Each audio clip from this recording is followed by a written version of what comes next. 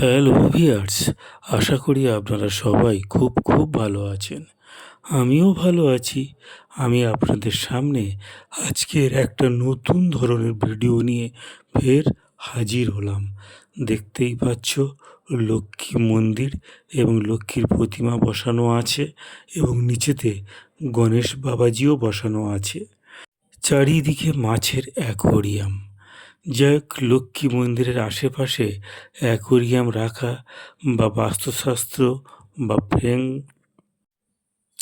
ফেংশুইয়ের মতে অত্যন্ত শুভ, যা ঘরের ইতিবাচক শক্তি এবং সমৃদ্ধি ও আর্থিক উন্নতি নিয়ে আসে। এটি নেগেটিভ শক্তি দূর করে এবং বাড়ির উত্তরে বা উত্তর পূর্ব কোণে রাখলে বিশেষ ফল পাওয়া যায়, যা সম্পদ ও আকর্ষণ ও মানসিক শান্তির প্রতীক। এটা যাই হোক, হাসপাতালে এটা রেখেছে, নারায়ণী হাসপাতাল, এবং সেটাই দেখাচ্ছি চারিদিকে।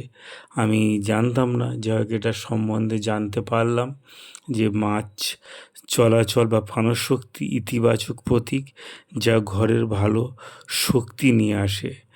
অ্যাকোয়ারিয়াম সম্পদ বা প্রাচুর্য আকর্ষণ করে, বিশেষভাবে বাড়িতে উত্তরে বা দক্ষিণ পূর্ব কোণে রাখলে আর্থিক উন্নতিও হয়। অ্যাকোয়ারিয়াম নেতিবাচক শক্তি ও ইতিবাচক শক্তি রূপান্তরিত করতে সাহায্য করে, যা শাস্ত্র অনুযায়ী দূর করে। মাছের শান্ত ও সাঁতার মনকে শান্ত রাখে এবং মানসিক চাপ কমায়। বাড়ির উত্তর বা উত্তর পূর্ব কোণে অ্যাকোয়ারিয়ামের জন্য আদর্শ। ফ্যাংশুই অনুযায়ী অ্যাকোয়ারিয়াম ৯টি মাছ রাখা সবচেয়ে শুভ, যার মধ্যে ৮টি রঙিন ও একটি কালো মাছ রাখা সবসময় ভালো। ফ্লাইহর্ন বা অন্য অন্য শুভ মাছ অশান্তি দূর করতে সাহায্য করে।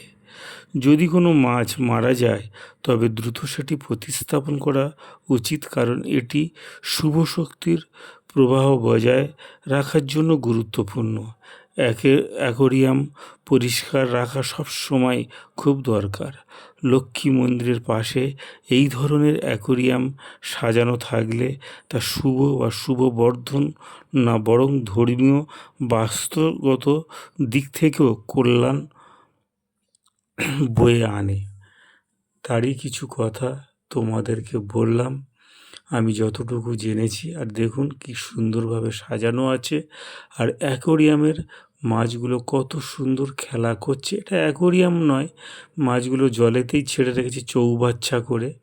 যাই হোক, এর শুভ লক্ষণ আছে, সেই লক্ষণগুলোর কথা তোমাকে আমি বললাম। এবং এগুলো শুধু সাজিয়ে রাখার জন্য নয়, অনেক কিছু আমাদের উপকার করে। আর দেখো, গণেশ বাবাজি বসে আছে, পাশেই মা লক্ষ্মী, আর খুব সুন্দর করে সাজিয়ে আছে। ভিডিওটা ভালো লাগলে লাইক, কমেন্ট, শেয়ার অবশ্যই অবশ্যই।